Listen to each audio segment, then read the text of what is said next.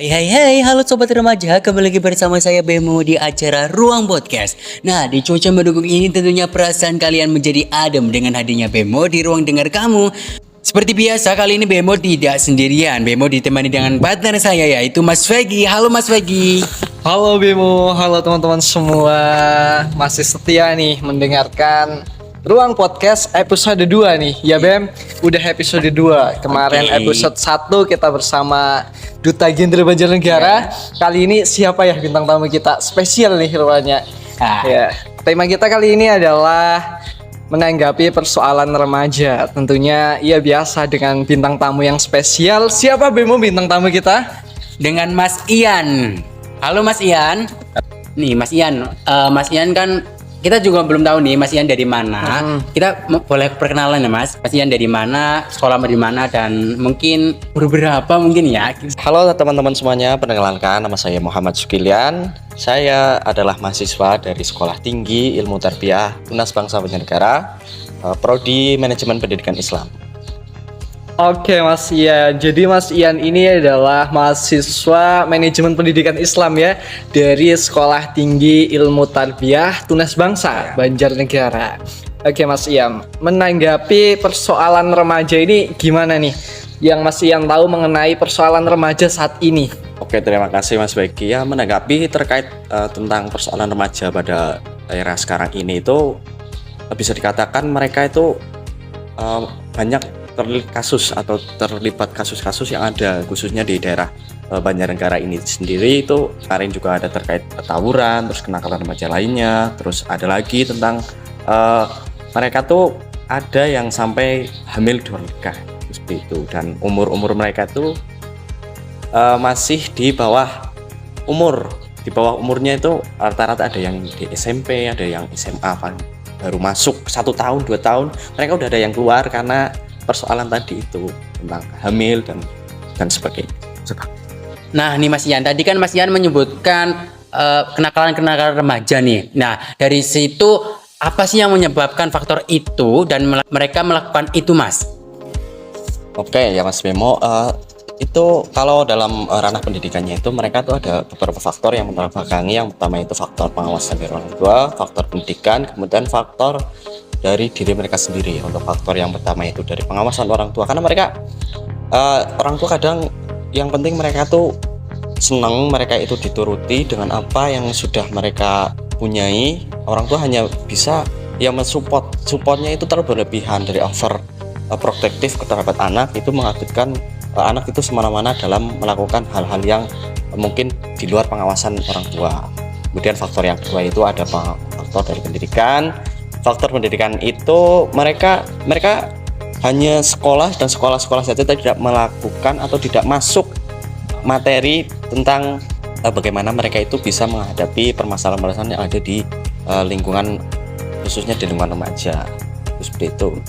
Oke, yang ketiga itu faktor dari diri sendiri atau faktor lingkungan, itu sangat berpengaruh dari pergaulan mereka, dari teman mereka, dari diri mereka. Itu kadang tergampang terpengaruh atau tidak, karena remaja itu rata-rata untuk pemikirannya itu mereka meniru apa yang mereka lihat. Jadi untuk itu faktor-faktor yang tadi itu disebutkan itu sudah melandasi kenapa mereka bisa melakukan hal tersebut. Mas Ian, tadi kan berarti kita harus mencari pergaulan atau circle yang baik kan. Berarti kita bagaimana sih Mas kita memilih-milih circle yang baik gitu buat kita sendiri gitu?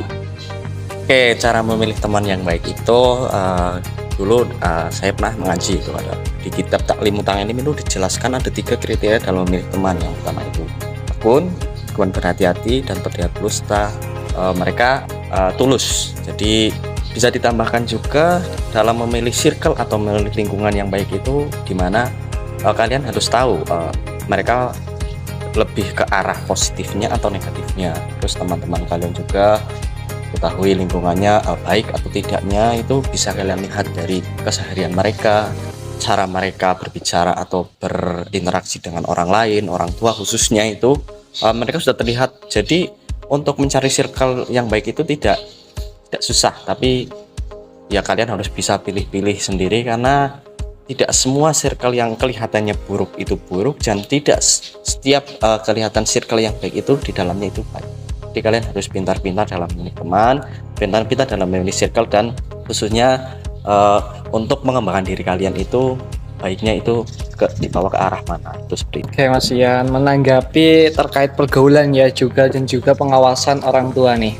Dengar-dengar dan juga Kapolri ini kan selalu menekankan kepada orang tua agar jam 10 malam itu udah memastikan gitu anak-anaknya udah di rumah, udah tidak lagi kelayaban keluar. Ini adalah langkah dari pemerintah. Menanggapi langkah dari pemerintah ini gimana nih menurut Mas Ian? Oke, menanggapi dari pertanyaan Mas Fegi itu bagus, karena saya setuju terkait untuk jam 10 itu tidak, anak-anak atau khususnya remaja itu tidak keluar atau berkeliaran itu sangat bagus, karena mereka bisa diawasi dan peran orang tua di dalamnya juga bisa dimaksimalkan, karena rata-rata tuh ada yang sampai membohongi orang tua nih, mau mengerjakan tugas atau mau kemana itu kan itu sangat rawan untuk membohongi orang tua, khususnya lagi perempuan. Iya, karena perempuan itu bahaya ya. iya, karena kejahatan paling tinggi itu terjadi itu pada perempuan. Oke, dan juga dimanapun tempatnya, seperti apapun kasusnya, kalau terkait dengan pergaulan bebas atau yang tadi remaja itu, pihak-pihak yang paling dirugikan itu adalah pihak dari perempuan, karena mereka kalau sudah rusak ibarat sebuah kaca gitu ya, sebuah gelas kaca, kalau sudah hancur itu mau disatukan pun tidak bisa utuh seperti sebelum. Mungkin seperti itu. Oke, jadi upaya pemerintah untuk menekankan orang tua agar memastikan anaknya jam 10 malam itu sudah di rumah juga kan karena ada hal yang melatar belakang itu kan seperti keletih, tawuran, ya pelaku pembacokan itu kan banyak yang dari remaja ya. Nah, ini juga kan menanggapi upaya pemerintah ya untuk mengantisipasi kenakalan remaja, itu memastikan orang tua agar memastikan anaknya itu jam 10 malam itu sudah di rumah. Ini kan juga melatar belakangi dari kasus-kasus remaja seperti keletih, tawuran, pembacokan, ini kan banyak sekali yang datang dari remaja ini. Mungkin karena salah pergaulan atau kurangnya pengawasan dari orang tua ya.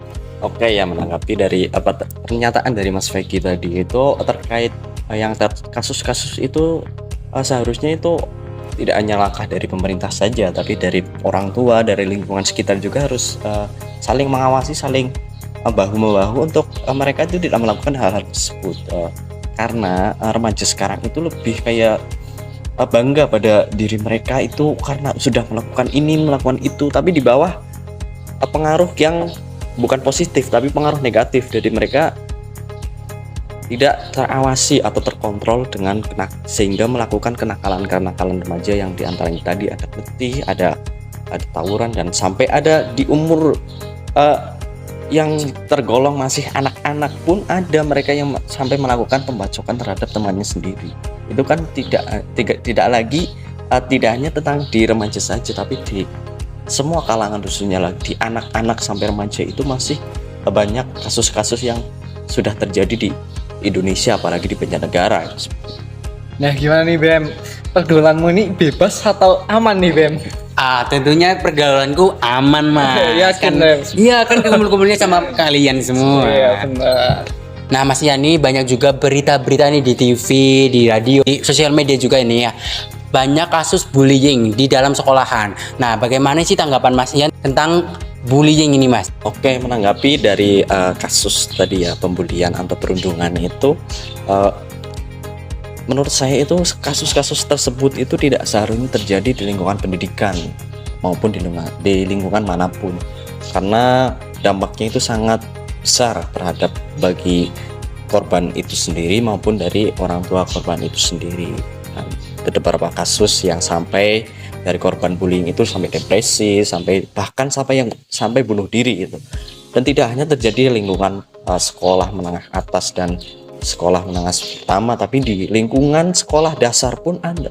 Sering terjadi pembulian sampai mengakibatkan mereka putus sekolah, tidak mau sekolah, dan mereka itu sampai tidak mau bertemu orang lain atau tidak mau berinteraksi dengan orang lain lagi, dan mengakibatkan psikis mereka itu terganggu seperti itu. Nah ini Mas Ian, berarti kan ada faktor-faktor nih ya Mas tentang bagaimana mereka bisa membuli orang tersebut. Nah faktor apa sih yang bisa menyebabkan mereka membuli temannya sendiri sih? Oke, ada beberapa faktor yang mereka itu bisa dibully atau menjadi korban bullying. Itu yang pertama itu karena fisik, kemudian kegangguan komunikasi, kemudian ada lagi tentang gender dan status sosial juga. Mereka bisa menjadi bahan untuk mereka itu dibully, itu seperti itu. Contoh kasusnya yang paling banyak itu tentang fisik, dan mereka, kamu pendek lah, kamu apa dan sebagainya lah, kamu kecil dan sebagainya. Itu menurut menurut si pembuli itu sebuah ejekan, tapi menurut si korban bully itu kan karena kalau sudah keterlaluan, apalagi sampai membawa faktor-faktor lain yang seperti tadi status sosial, terus kesetaraan gender dan sebagainya, itu seharusnya tidak terjadi. Jadi faktor-faktor itu yang melatar belakangi kenapa seorang remaja atau anak itu bisa menjadi korban dari bullying itu. Dan langkah-langkah untuk menanggapi itu juga sudah lama untuk digalangkan. Dari sekolah pun sudah ada petisi untuk stop bullying dan stop kekerasan terhadap teman sendiri dan sebagainya. Nah nih Mas, misalkan kita menjadi orang yang terbully nih Mas, itu tanggapannya gimana sih? Apakah kita harus melawan atau pasrah gitu Mas? Oke, sebelum menanggapi dari kita harus melawan atau tidaknya itu, terlebih lagi karena kadang tuh si korban itu karena gangguan komunikasi dan sebagainya itu, jadi mereka tidak, ya kalau menurut saya pribadi ya, kalau menjadi korban bullying ya saya lawan gitu. Dan lawan karena kenapa? Karena mereka kalau dibiarin itu tambah menjadi-jadi. Jadi kalau lebih baiknya itu melawan atau tidak mengadu kepada orang tua atau guru dan sebagainya. Itu langkah-langkah tercepat untuk bisa menangani kita kalau menjadi Remaja yang dibully ya Mas? Ya, seperti itu. Ya, dengar ini ya, kalian yang suka ngebully ya, semoga aja sih penonton Ruang Cerita Remaja podcast, ruang podcast ya, nggak ada yang suka ngebully ya. Atau Mas Bimo nih pernah ngebully Mas? Oh tentunya tidak, tentunya. Kalau dibully pernah? Mungkin pernah ya, tapi saya lawan Iya, tentunya. terus ya. Nah Mas Ian nih, pernah nggak nih mengalami kejadian atau melihat kejadian pembulian seperti itu Mas, di pendidikan ataupun di sosialnya Mas Ian? Oke, terakhir kalau pengalaman saya pribadi ya, itu pernah saya mengalami menangani seorang yang kena bullying itu pada saat saya dulu pernah, ketika saya mengajar di suatu MI yang ada di Banjarnegara. Itu pernah dia tuh kelas 6, tapi dari tingkah lakunya dia itu yang disebutkan tadi ya, ada beberapa jenis terkait faktor yang menyebabkan anak itu dibully. Itu yang kalau yang saya melihat sendiri atau saya menangani sendiri, itu dia tuh kesulitan dalam berkomunikasi. Itu seperti itu. Jadi mereka dia dibully atau di perundungan itu dari teman-teman sekelasnya dia. Jadi dia sampai tidak mau sekolah, dan yang uniknya dia itu sampai diawasi dan diantar jemput oleh ibunya, dan ibunya ikut ke sekolahan itu sendiri sampai dari berangkat sampai selesai. Jadi menurut saya itu bullying itu sangat tidak bisa dimaafkan. Oke guys, jadi kesimpulannya mengenai tema kita menanggapi persoalan remaja ya, semoga kalian semua jangan sampai melakukan hal-hal seperti itu, seperti tadi pernikahan dini, ada juga tawuran, kemudian bully, dan juga masih banyak lain sebagainya yang pengaruhi seperti faktor dari pergaulan ini rentan sekali terhadap remaja. Ya, semoga kalian semua menjauhi hal-hal itu. Oke guys, jadi mungkin sekian pada episode 2 Ruang Podcast dengan tema menanggapi persoalan remaja. Oke, saya Vegi Lutfiantoro. Saya Bemo. Sampai jumpa di Ruang Podcast selanjutnya. Dadah guys.